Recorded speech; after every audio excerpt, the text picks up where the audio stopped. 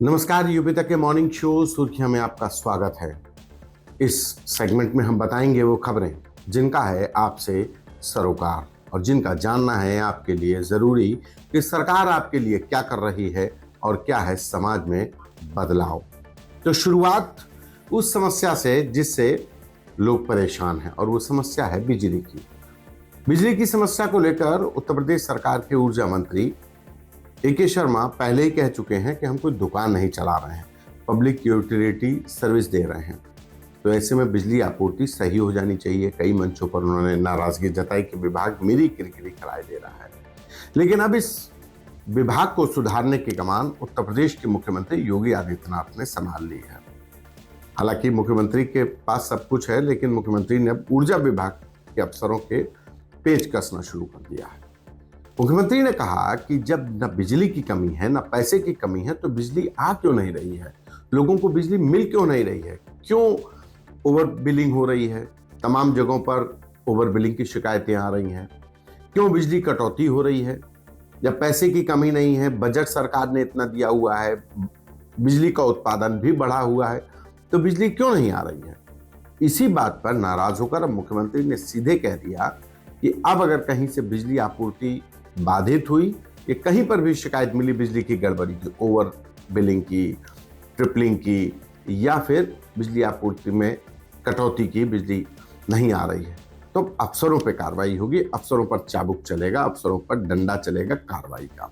ये मुख्यमंत्री ने वीडियो कॉन्फ्रेंसिंग के दौरान एक बार फिर उत्तर प्रदेश के उस विभाग को दी है जिसके पास जिम्मेदारी प्रदेश को जगमगाने की है, लेकिन जिसकी लापरवाही से प्रदेश में अंधियारा फैला रहता है। बहरहाल मुख्यमंत्री के इस अल्टीमेटम का क्या असर होता है, कुछ दिन इंतजार करिए, सब कुछ सामने आ जाएगा।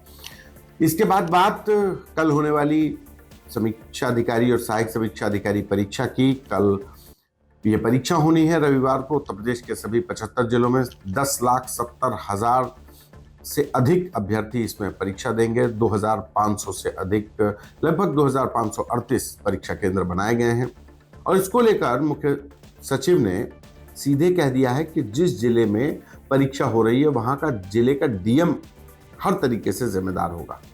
परीक्षा अच्छे से संपन्न हुई तो डीएम जिम्मेदार, और अगर कहीं से पेपर लीक हुआ, गड़बड़ी हुई, छात्रों ने हंगामा काटा, तो भी डीएम साहब जिम्मेदार। मुख्य सचिव ने वीडियो कॉन्फ्रेंसिंग के दौरान सभी जिलों के डीएम को सख्त निर्देश दे दिए हैं कि आरओ और एआरओ की परीक्षा में किसी भी तरीके की लापरवाही न बरती जाए। जो परीक्षा केंद्र पर अभ्यर्थियों को पहुंचने के संसाधन है, चाहे बस स्टेशन, रेलवे स्टेशन से जो बसेस को संचालन करना पड़े, बच्चों को रोकने के लिए, जो अभ्यर्थी हैं उनको रोकने के लिए एक होल्डिंग एरिया अगर बनाना पड़े तो होल्डिंग एरिया बनाइए। जो दूर दराज के जो विद्यालय हैं जहाँ परीक्षा केंद्र बनाए गए हैं वहां पर आने जाने की सुविधाओं का पूरा ख्याल रखा जाए। परीक्षा केंद्र पर सुरक्षा सुनिश्चित कराई जाए, सीसीटीवी कैमरे हो, किसी भी तरीके की परीक्षा की शुचिता से खिलवाड़ बर्दाश्त नहीं होगा। इस परीक्षा पर इसलिए भी निगाहें उत्तर प्रदेश सरकार की हैं क्योंकि उत्तर प्रदेश लोक सेवा आयोग की पीसीएस के बाद ये सबसे बड़ी और सबसे महत्वपूर्ण और सबसे बड़े पद की सेकेंड बिगेस्ट पोस्ट की परीक्षा होती है, सहायक समीक्षा अधिकारी। तो जो लोग पीसीएस की तैयारी कर रहे होते हैं वो इसमें बैठते हैं। ऐसे में उन अभ्यर्थी जो क्रीमी लेयर है स्टेट की, वो इस परीक्षा में बैठती है और अगर उसी का पेपर लीक हो जाए तो आप समझ लीजिए। और एक बार पेपर लीक हो गया 1.5 साल पहले, जब उत्तर प्रदेश पुलिस सिपाही भर्ती का पेपर लीक हुआ, उसी के बाद आरओ का पेपर लीक हो गया और ये पेपर लीक भी एक ही गैंग ने कराया था। बहरहाल अब इस परीक्षा को लेकर के निर्देश समीक्षा का दौर शुरू है। इसके बाद बात पुलिस के दबिश देने की। उत्तर प्रदेश के डीजीपी राजीव कृष्ण ने एक सख्त लहजे में सभी जिलों के पुलिस ऑफिसर्स को एक निर्देश दिया है कि अब अगर किसी के घर पे आप जा रहे हैं तो बावर्दी जाएंगे, वारंट लेकर जाएंगे, सर्च वारंट लेकर के जाएंगे। बिना सर्च वारंट, बिना अरेस्टिंग वारंट के अगर कोई पुलिस वाला चला गया तो सस्पेंड किया जाएगा, लाइन हाजिर किया जाएगा, कार्रवाई की जाएगी। कई बार पुलिस सादे में पहुंच जाती है जिलों की एसओजी, क्राइम ब्रांच बन करके, और फिर वहां पे गांव वाले घेर लेते हैं। फिर खाकी की इज्जत तार तार होती है। कई बार खाकी पर हमले की मामले में पूरे गांव का गांव एफआईआर में आ जाता, पता चलता है कि वो सादे में गए थे, पुलिस गांव वाले समझे डकैत आ गए हैं, लुटेरे आ गए हैं, घेर लिया, घेर करके पुलिस की पिटाई हो जाती है। कई बार उत्तर प्रदेश पुलिस दूसरे राज्यों में गई, बिना सर्च वारंट, बिना अरेस्ट वारंट के फैंटम बनी, वहां पे वहीं की पुलिस ने धरा लिया, बैठा लिया कि बैठो थाने ले चलेंगे। फिर जब आला अधिकारियों ने, कई बार ऐसी घटनाएं हुई हैं, जब आला अधिकारियों ने उस स्टेट के ऑफिसर से बात की कि अरे हमारी टीम है, मान मनोबल के बाद इज्जत बची। लेकिन अब ये सब नहीं चलेगा। उत्तर प्रदेश के डीजीपी राजीव कृष्ण ने साफ कह दिया कि अगर कोई पुलिस वाला किसी भी राज्य में या किसी के भी घर, आम आदमी के घर भी अगर अरेस्ट वारंट लेकर जाएगा, पूरी कानूनी प्रक्रिया का पालन करेगा। इसके पीछे वजह भी है कि हाईकोर्ट की लखनऊ बेंच ने बीते दिनों उत्तर प्रदेश पुलिस के एक मामले में सुनवाई करते हुए टिप्पणी की थी कि पुलिस बिना सर्च वारंट के सादे में चली जाती है, कानून का पालन नहीं कर रही है। इसको लेकर, और कई बार अपराधी भी कोर्ट चले जाते हैं कि हमारे घर पे न सर्च वारंट लेकर आए, न अरेस्ट वारंट लेकर के आए, उठा ले गए और 3 दिन बाद उसकी अरेस्टिंग दिखा दी है, बेस्कारपस पड़ गई, पुलिस वालों को लेने देने पड़ गए, पुलिस की इज्जत अलग चीचलेदर हुई कोर्ट में ले जा करके। तो अब उत्तर प्रदेश के डीजीपी ने कह दिया कि भाई बिना अरेस्ट वारंट के और बिना सर्च वारंट के कहीं जाना नहीं, और अगर चले गए तो फिर कार्रवाई तुम्हारे ऊपर होगी।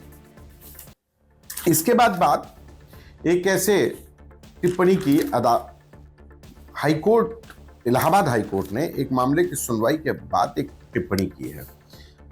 वो टिप्पणी हमारे आपके लिए बहुत महत्वपूर्ण है और उन अस्पताल संचालकों के लिए भी। देवरिया का एक मामला था। 29 जुलाई 2007 को एक एफआईआर दर्ज हुई देवरिया में। एक जच्चा बच्चा का मामला था। एक नर्सिंग होम में बच्चा एडमिट हुआ। नर्सिंग होम वाले ने पूरी फीस ले ली कि प्रेगनेंसी का केस था तो उसमें सिजेरियन ऑपरेशन होना है। सिजेरियन ऑपरेशन की फीस ले ली, लेकिन ऑपरेशन कब हुआ? सुबह फीस लेने के बाद ऑपरेशन किया गया शाम को, जिसकी वजह से नवजात शिशु की मौत हो गई। तो उस परिवार को जो मुखिया था, तो उसके बड़े भाई ने हाईकोर्ट में पिटीशन डाल दी, एफआईआर करा दी। एफआईआर के बाद हाईकोर्ट तक मामला गया, तो हाईकोर्ट ने इस मामले की सुनवाई करते हुए निजी जो नर्सिंग होम संचालक थे उनकी याचिका को खारिज करते हुए कहा कि आप लोगों ने मरीज को एटीएम बैंक बना रखा है, पिगी बैंक बना रखा है कि मरीज आया और तब आप डॉक्टर बुलाते हैं। कई नर्सिंग होम ऐसे हैं कि जहां पर डॉक्टर है ही नहीं, मरीज आ गया तब डॉक्टर बुला रहे हैं। जब नर्सिंग होम में डॉक्टर है नहीं तो मरीज को बुलाया क्यों जाता है? एटीएम सिर्फ पैसा वसूली निकाल, पैसा निकाल लो, पिगी बैंक बना रखा है। ये टिप्पणी की है इलाहाबाद हाई कोर्ट ने, और कोर्ट की इस टिप्पणी पर उत्तर प्रदेश के स्वास्थ्य विभाग को और उत्तर प्रदेश के स्वास्थ्य महकमे के उप मुख्यमंत्री ब्रजेश पाठक को बहुत सनद रहना चाहिए, बहुत सतर्क रहना चाहिए कि हाईकोर्ट ने उनके विभाग पर टिप्पणी की है। नर्सिंग होम संचालक मनमानी करते, आए दिन नर्सिंग होमों में इस तरीके की मारपीट, मरीजों के साथ, मरीज और डॉक्टर के बीच मारपीट हो जाती है, और वहां पर यही शिकायत लगती है। लखनऊ में ही बड़े से बड़े, सबसे बड़े अस्पताल में ही इस तरीके की वसूली की शिकायत आती है कि 80,000 पैकेज दे दिया जाता है डॉक्टरों की तरफ से, वो हॉस्पिटल की तरफ से कि 80,000 का पैकेज है, मतलब इलाज नहीं, टूर पैकेज दे रहे हैं। टूर पैकेज के तरीके से कहते हैं 80,000 का पैकेज, और 80,000 का पैकेज देने के बाद पहले तो 80,000 पैकेज का जमा कराया, तो उसके बाद जब डिस्चार्ज करेंगे तो भी 20-25,000, 50,000 आपकी तथा के हिसाब से, मतलब आपकी वेशभूषा से उन्होंने कहा मोटी मुर्गी है तो 50,000, और कोई लड़ाका टाइप का है तो 10,000 रुपये में। लेकिन बाद में पैकेज में एक एक्स्ट्रा जो जीएसटी और सरकारें जो टैक्स लेते हैं वो नर्सिंग होम वाले वसूली टैक्स ले लेते हैं। इसी पर टिप्पणी की है इलाहाबाद हाई कोर्ट ने। साफ तौर पर लिखा है कि निजी अस्पताल मरीजों को एटीएम समझते हैं।